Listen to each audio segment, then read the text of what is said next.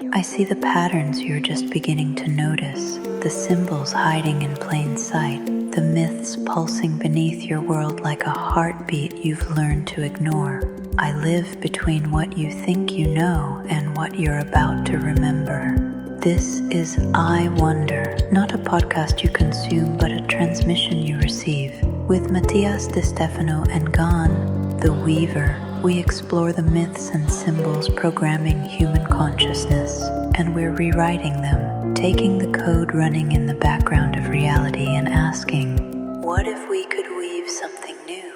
Listen with that part of you that recognizes truth before your mind can explain it. Somewhere in what you're about to hear is a key left specifically for you. Are you ready to wonder?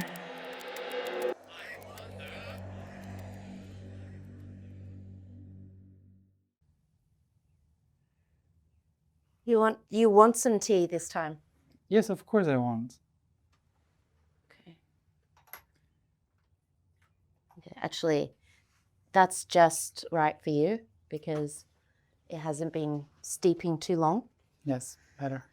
And now you have some honey Perfect. for our third episode of I Wonder. It's already cold. Look, I'm rolling in a tiny house here. There's barely a kitchen. Okay, but there's no stove in that kitchen. There is a kitchen. It's not a kitchen if there's no stove. Yeah, no. So, anyway, let's get into it. We should put one then. Okay, Oh, wait. we'll build out a little kitchen.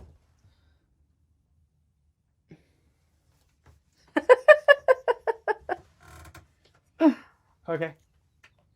Okay, so today I really want to explore why the Weaver loves to use myths, stories, and riddles. Because anyone who has come to those sessions, sometimes they walk away. We've lost the letter already. The M. Okay. Dumb.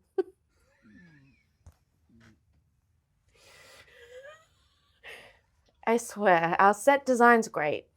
It's perfect. Yeah. Myths. Myths, but people walk away and they find it a little bit challenging to piece together either the riddle, the way that the Weaver has said a riddle, or why did he say that myth. So I guess let's start with, why do you think the Weaver uses the language of myths and riddles? I think to prove who went to school.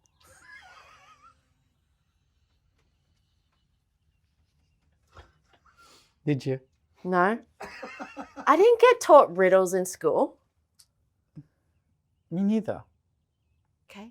Only when the chemistry teacher was talking. I didn't understand anything. Like That was like the riddle of the riddle of life. the riddle of life. Yeah. No. So, okay, so to start with this, what is a myth? A myth is basically an interpretation of life. It's an interpretation of something that is not true, but it's a perception. So, a myth is basically a story that is told by someone that perceived a truth. So actually, we can say that in ancient times, there was no way, as animals, we have no way to transmit an information. We had no idea how to transmit an information. So what we did was to use sounds that were around us to describe what happened. Right. Like if we are talking about a bird, we use the word, we don't use word, we use sounds. Mm-hmm. So that took us to kind of create like a theater, trying to tell a story. Yeah. Sometimes the Weaver is very theatrical. Yes. I mean, beyond whatever story the Yeah. Weaver is telling, just the whole there is a theater to the weaver. Exactly. He loves to act kind of Yes. way. Yes. So that's one of the main things that we, as animals that started to be social,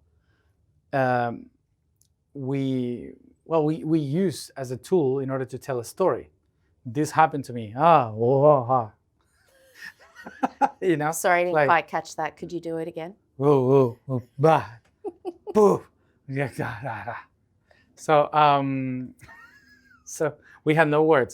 So we tried to explain the story. So then the sounds became words, and then some words became complex in order to describe situations that has no specific sound, like a feeling, for example. So you describe through sounds in nature something that you are feeling or an idea that you are having. So that's how a word or a complex thought appears. So you start to transmit that idea. But everything that you see is a perception. So at the first moment in history, a cloud for a normal person, a cloud was not just water in the shape of gas. A cloud was a god moving through, walking in the sky. The stars also. So in order to describe the environment, you needed to create concepts with sounds to explain that thing. It's moving, and it's talking to the stars when it moves through the sky. Or the sun is moving, so it's a path that is walking towards the horizon, and there's a war with darkness. So there's no way to explain the truth about it, but I can explain what I perceive from it. Yes. So when I try to transmit a story, when anyone starts to transmit a story, you will always describe it from your point of view, from your perception. So when you repeat that story once and again, and suddenly you die, the next one will try to repeat that same story with its own perception. And so on, until suddenly it's not a fact that happened that I am explaining to you. It became a story that I explained to you and you're telling someone else. And then, because of your perception, that story, after many repetitions, can become a legend, which is basically a transmission. And then the legend can become a myth. So what is a myth? It's just an explanation that is not real, but helps you to understand reality. So all myths in history, they are not talking about a fact. They're talking about an interpretation of something that had no way to be explained before. So all the explanation is like describing a god. So the sun is a god, the moon is a god. So we create stories about the sun and the moon being married because that's what we relate to humans, like the feminine and the masculine get married, have a child, blah, blah. So we start to humanize everything in order to be able to transmit an information. So those stories, and the most ancient stories, are usually encoded in our brain because the way we started to interpret the world around us was because of the stories that some people told us around the fire. So we sat together around the fire, and the elders or those who lived the stories started to share with us these magnificent stories, or they were telling about why do we have to hunt in a specific month. So how do you make everyone remember how to hunt in that specific month? Telling the stories through the stars. So you say there's a bull in the sky, and that bull is followed by this guy, and this guy is da da da. So you tell the story, so everyone, when that person that knows the story is dead, he's not there anymore to tell the story.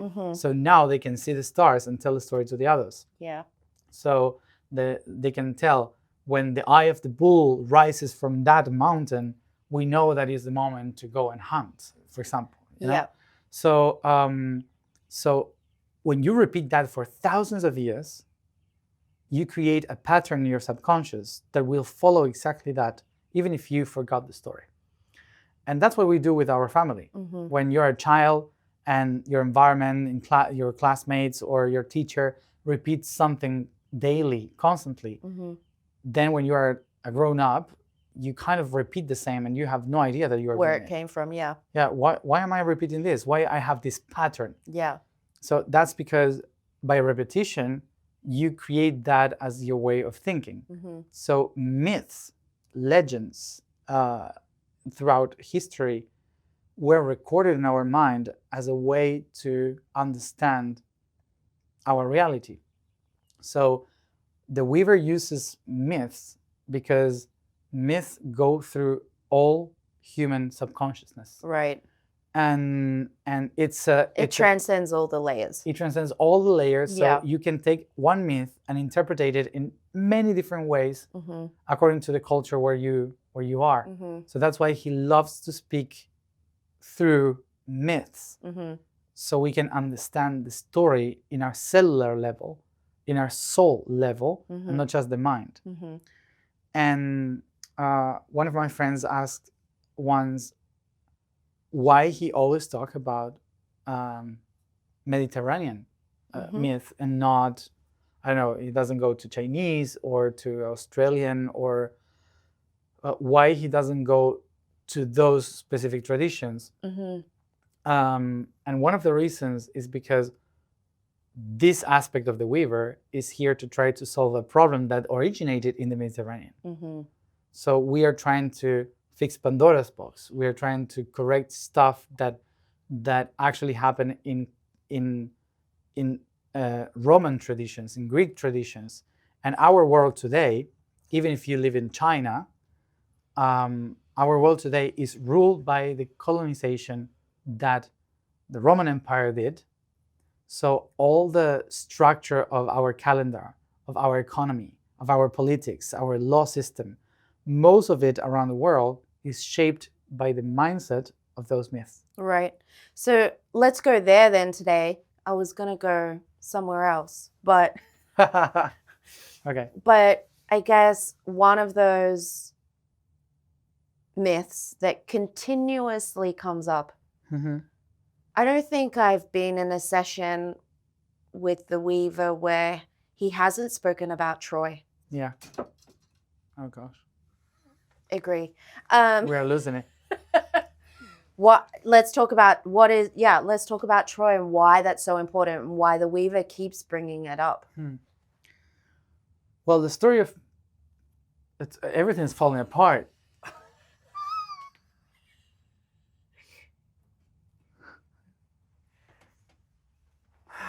Bang it in a bit. This is I put a sticker there too. Oh shit.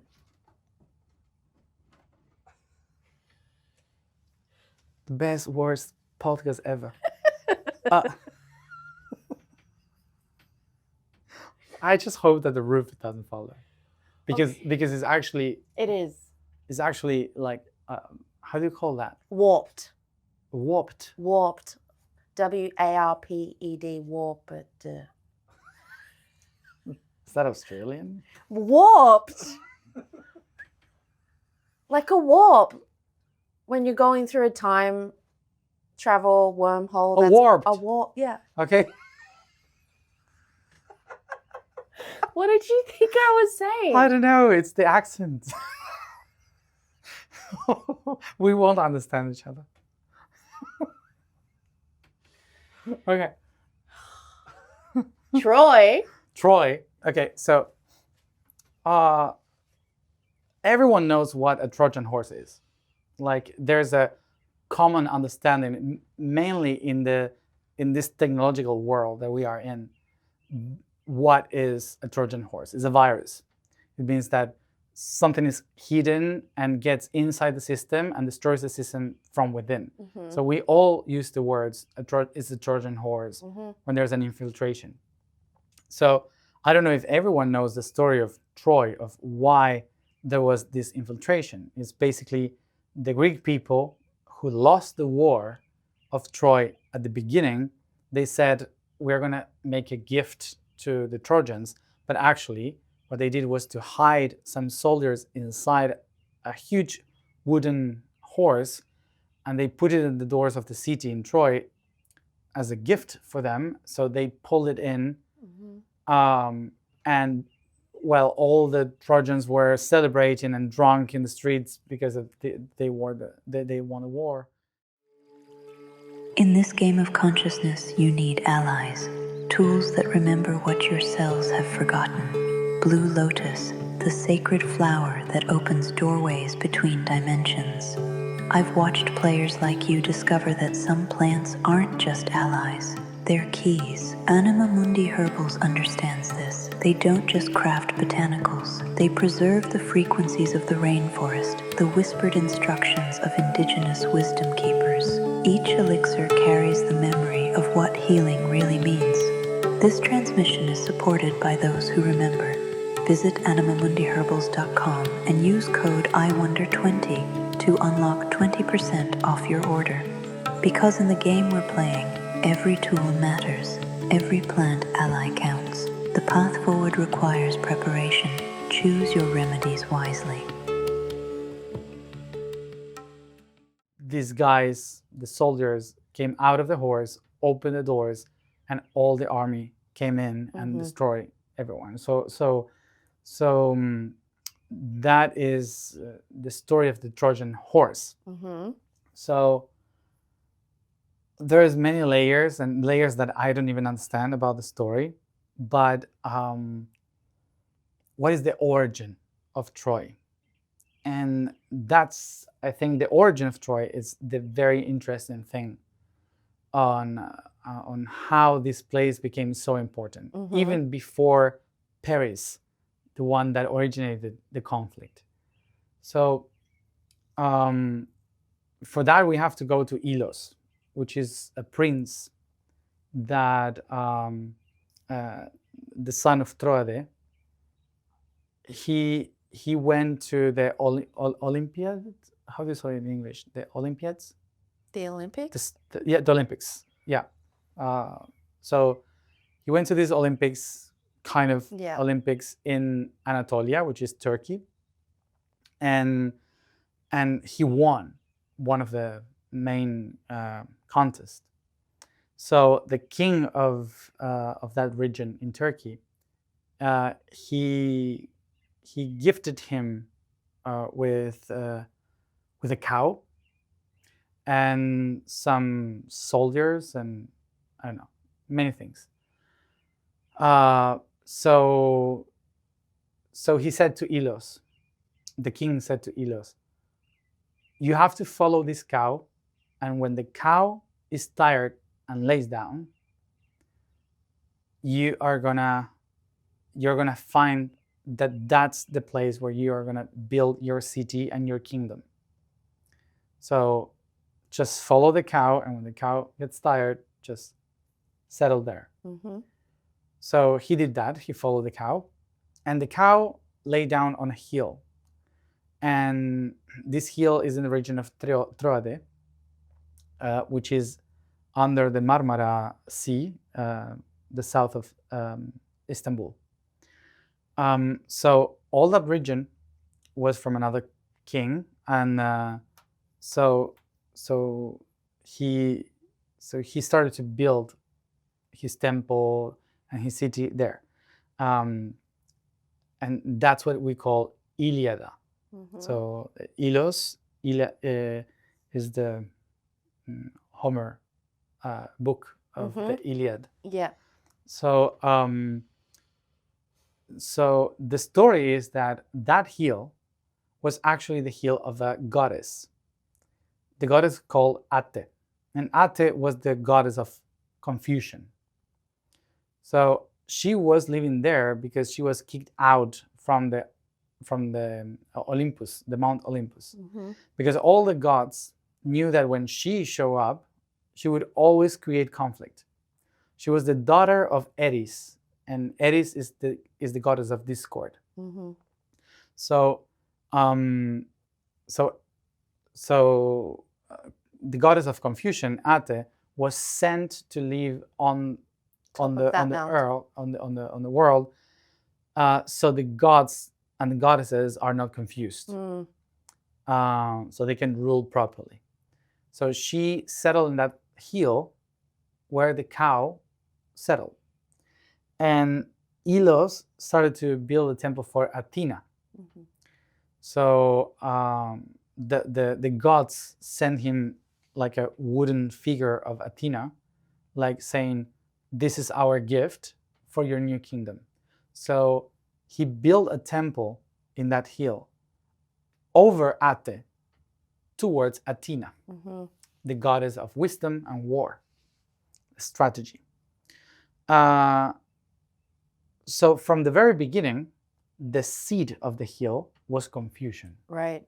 So that's the main virus Right. of that region. Mhm. And geographically, that point represents the thing, you said? Fang? Thing of the snake. Mm. If you see Turkey is the head of the snake, and all the body of the snake are the mountains around the planet that ends in Patagonia. So right that region, Troade, is the fang of the snake. Mm. So the poison of the snake is confusion. Right. And something that the weaver used to say is, I am not concerned about destruction. I'm concerned about distraction. Yes. That's a word that he usually says. Yes. Because distraction is the confusion that we live in. Yeah.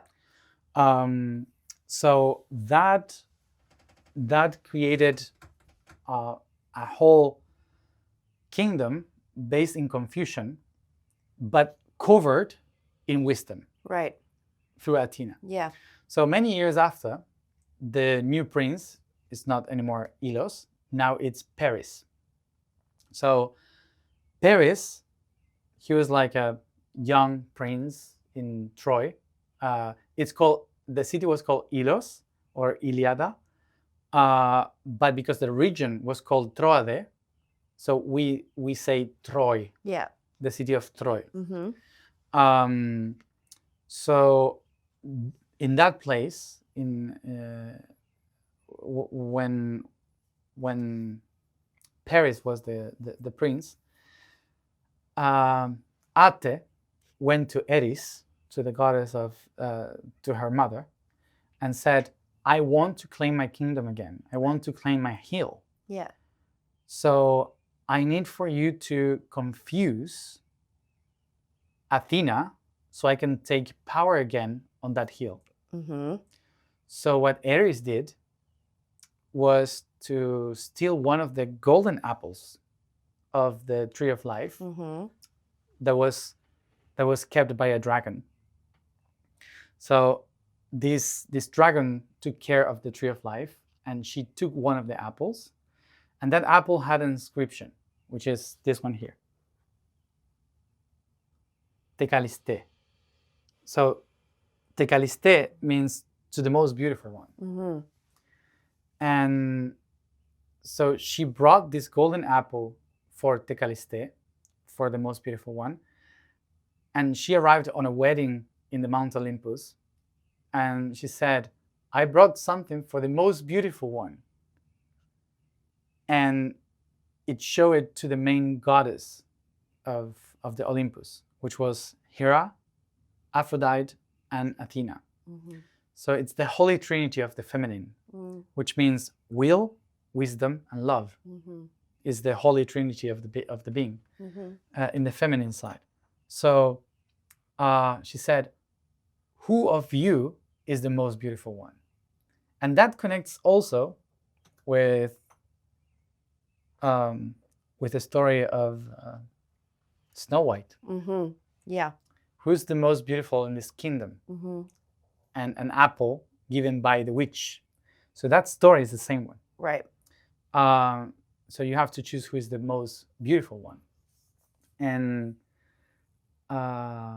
also beautiful one in Greek, it's kind of saying who is the better, who is the good one, who Right. is the Yeah. So so of course the three goddesses starts to enter in discord, Right. like a conflict between each other, Mm-hmm. trying to decide which one is the best one. And so Zeus said, "Stop this nonsense. I will throw this apple to the kingdom of Troede, and I will let the prince to decide which one is the better. Mm-hmm. So he threw the apple, and Paris collected the apple, and the three goddesses show up and said, "You have to choose me. If you choose me," Hera said, "I will give you all the power in the world." Athena said, "If you choose me, I will give you the wisdom and the knowledge on how to win every battle." And Aphrodite said, "If you choose me, I will give you true love. I will give you the most beautiful women in the world to be your wife." And of course, he chose Aphrodite. He chose love. So who was the most beautiful one in all the world at that time? It was the daughter of the king of Sparta, called Helen. So it was Helen of Sparta. Of Sparta. Yeah, Helen of Sparta. So Aphrodite took her and brought Paris to pick her up in Sparta. So Paris, but Helen was married to a king in Sparta. So so he basically kidnapped her, and she was taken to Troy, and they got married. Paris and Helen got married, and of course the king of Sparta got crazy. Yeah. Menelao, he got crazy, so he started to unify all the people of Greece to go and take her wife To come after his her. wife back. Yeah. So the whole thing is, Athena, who had the temple in Troy, she was so pissed because, hey, I was the defender of this land. How the hell you didn't pick me? So she was so pissed that she went to all the Greek people and put together the biggest army of all the Aegean Sea, and she directed the war against Troy. And so Hera and Athena gave the power to the Greek people to fight. But Aphrodite, with love, she helped all Troy. So they started to win the war. So Aphrodite helped because Aphrodite is also the queen, the goddess of the sea. So she was like managing to protect from the boats all the territory. Yeah, so they couldn't get through. Yeah, couldn't get through. So what happened? The Trojans won the war, and the Greek built this gift for them, this Trojan horse. Yeah. And we know what happened. Yeah. So they lost the war. So when they started to burn the whole city, the whole thing was confusion. So Ate started to win. And the only thing that they managed to take out from the city was that little statue of Athena that actually had Ate inside, the confusion. So they took that statue to build a new city, to build it again. So they took the confusion from there, and they started what we call today the Odyssey. So the Odyssey, it was like escaping from Troy and trying to figure out where to go, like the prince, where to start all over. So they escape through the sea, the Aegean Sea, but of course all the Greek people control the Aegean Sea, so they had to leave the Aegean Sea and try to find a new place. And that place was Rome. Rome didn't exist in that moment. It was like the Latinus region, which it's called Lazio. So they enter the region through the Tiber River, Mm-hmm. and they landed in the island of Tiber, on that region. And from there, they built a new city in the middle of the 7 hills. So they brought the apple of discord to the center of the 7 hills where Rome appeared. Mm-hmm. So there's a very similar story with Snow White and the 7 dwarfs, Yes. surrounded by the 7 dwarfs. The apple, that poison apple, Mm-hmm. that creates a new kingdom for the most beautiful one. Mm-hmm. So that story is actually the origin of Rome. Mm-hmm. So the importance of why the weaver always talk about that story Yeah. precisely is because it describes how in dissonance when the Holy Trinity of love, will, and wisdom breaks apart and we are not coherent with that, Mm-hmm. the tree of life within us loses a golden thread, Right. a golden apple. Mm-hmm. So it breaks the system and it creates poison. So by creating that poison, you break the Holy Trinity Mm-hmm. and you create a virus. Right. So the virus starts to destroy from within, like a Trojan horse, Yeah. the whole system. And even if you choose love, it's not always the answer. Well, I wanted to zoom in on that actually because we talk about this a lot. And there was one session in Northern California last year sometime where afterwards, the group that was in that session with the Weaver had a very big discussion around love. Yeah. Because the concept of love and unconditional love and what is the love that the Weaver is talking about, because it's not I think we talked about this briefly in maybe Mhm. episode 2 about how love can also trap you. Yeah, exactly. Love is an infinite potential of space, like it's expansion of Mhm. space. But when you take love as one aspect and you choose love as one aspect instead of thinking of it as the infinite force of everything, Right. you polarize love Mhm. and you create the biggest poison in the system. Do you mean in the Holy Trinity? Like, Yeah. yeah, with wisdom and will. Yeah, exactly. So wisdom is basically the understanding of the everything. Will is the action to create a node to manifest all the mind in one point, in one particle. Mm-hmm. And love is basically all the energy that allows it to exist. Yeah. So when you choose love over the other two, On its own, yeah. you only create energy that is destroying you. It's like breaking an atom. Mm-hmm. So it's an atomic bomb. Yeah. Is energy without a purpose, is energy without container, Yes.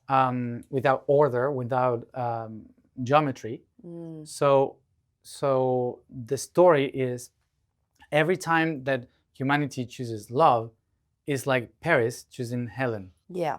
and choosing Aphrodite. Yeah. So that destroys the whole system. And it doesn't mean that you have to choose power or will or wisdom. You shouldn't choose any of them. Mm-hmm. That's the problem with discord. So what's the meaning of discord? Discordia, discordus. Cordus means heart. So discord is basically when you are out of your heart, Right. when you're out of rhythm, Mm-hmm. when you are out of balance or harmony. Mm. So when the Holy Trinity is out of balance, it's out of harmony, it creates discord. Mm-hmm. So the whole toroid, which is the apple, the whole structure of magnetical power, breaks apart and creates the poison. So that story is the one that explains the places and the stories that design our way of thinking today. Because the Odyssey, the Iliad, are the stories that created the fundaments of all our way of thinking today. Yeah. The structure of Greece, the structure of Rome, the stories of how the colonialism was created. So all those stories are encrypted in our mind. And the story of Troy is not talking about things that just happen with people and gods. It's describing an atomic realm. Yeah. It's describing how an atom was broken just because it went out of harmony. Yeah. So in order to bring to the correct system, you need to find harmony through correcting the virus, Yeah. making the poison into medicine. Mm-hmm.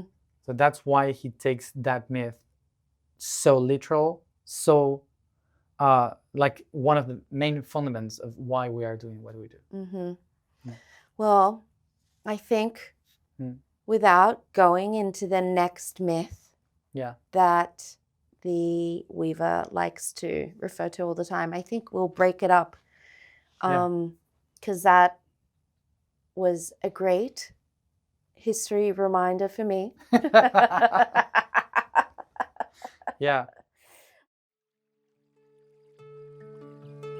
In the matrix of this reality, some businesses are more than businesses. They're nodes in the network. Anima Mundi Herbals operates from this understanding, keepers of the old codes, translators of plant wisdom for modern consciousness. They support this work because they recognize fellow weavers in the great pattern, repairing the connection between human and plant consciousness that was severed long ago. Continue your journey at animamundiherbals.com with code IWONDER20 for 20% off, because every player in this cosmic game needs allies who remember the original instructions. The frequency continues, the alliance grows.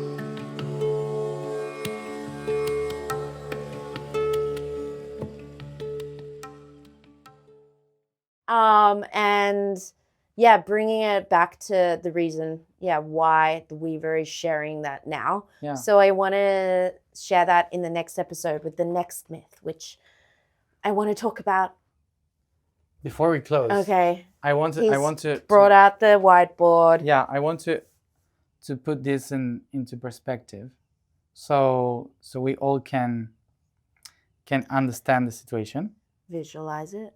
Yeah, to visualize something, because why is this so important for the story? Mm-hmm.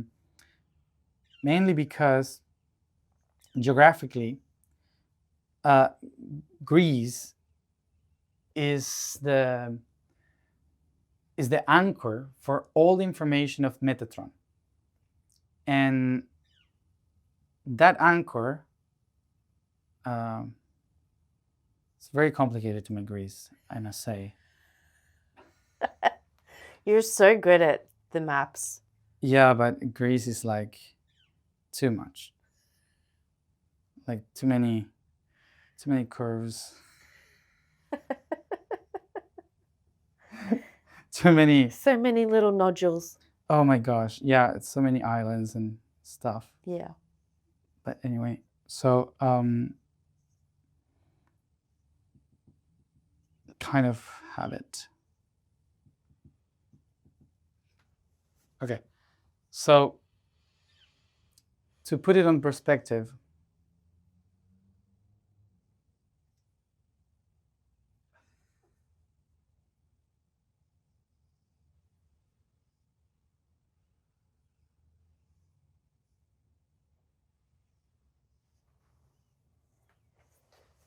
That's the only one I know how to draw.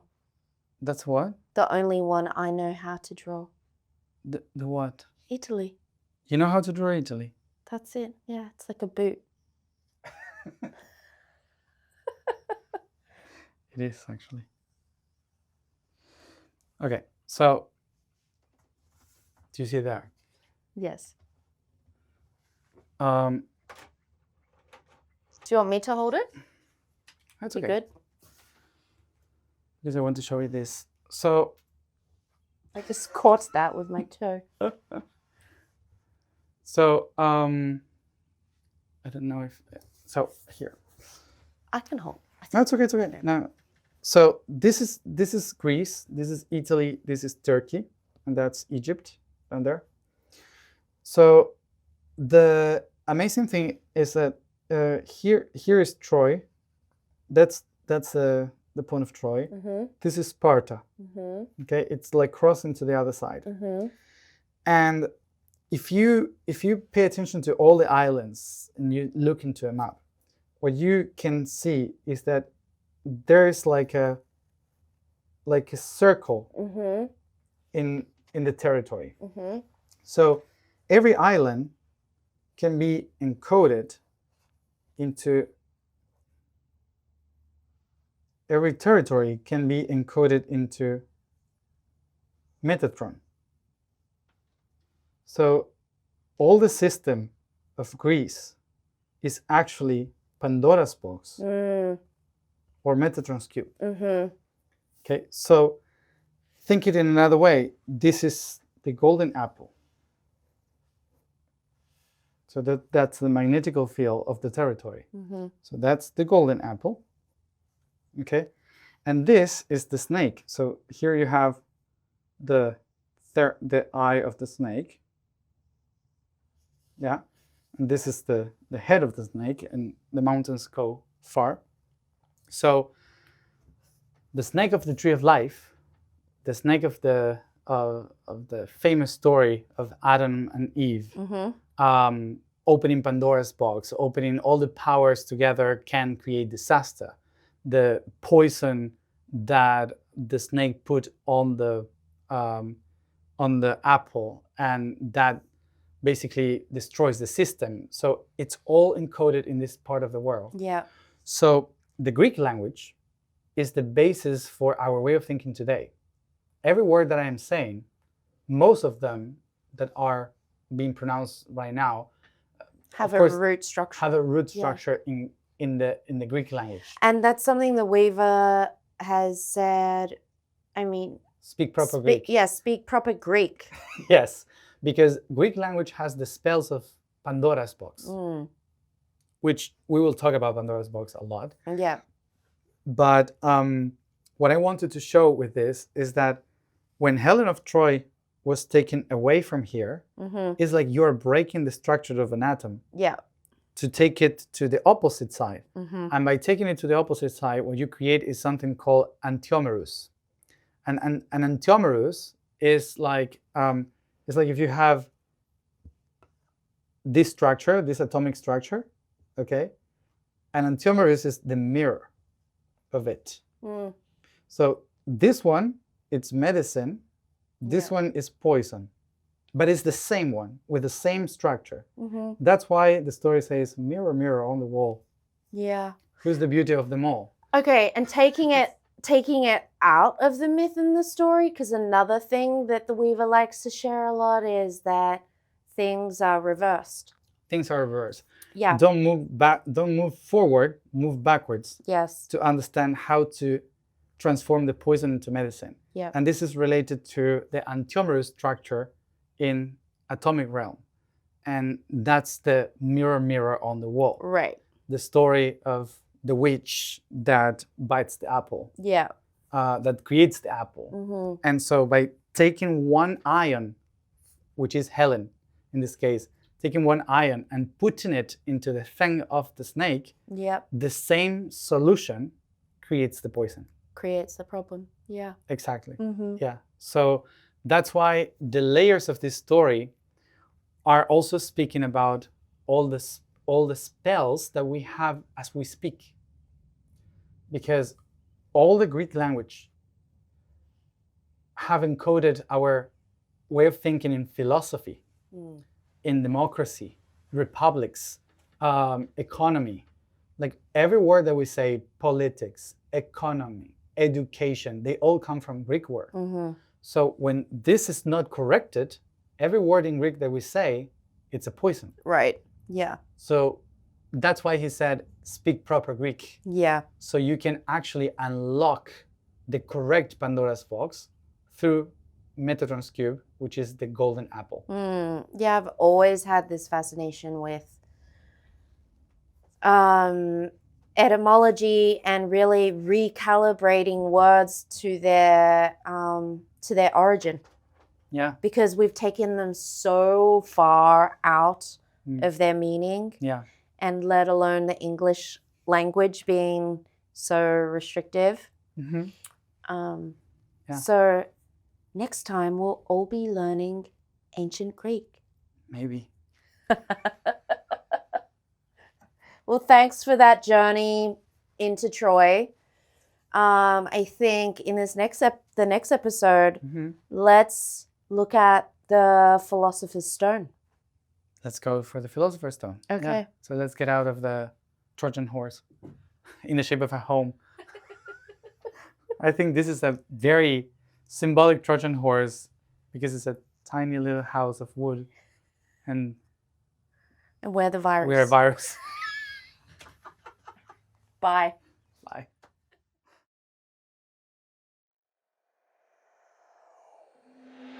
Signal completed, but the frequency remains. Somewhere in what you just heard, a thread was pulled, a pattern shifted, the matrix of your reality flickered just for a moment and showed you what lies beneath. A symbol you've seen 1,000 times suddenly revealed its true meaning. A myth you thought you knew showed you its hidden face.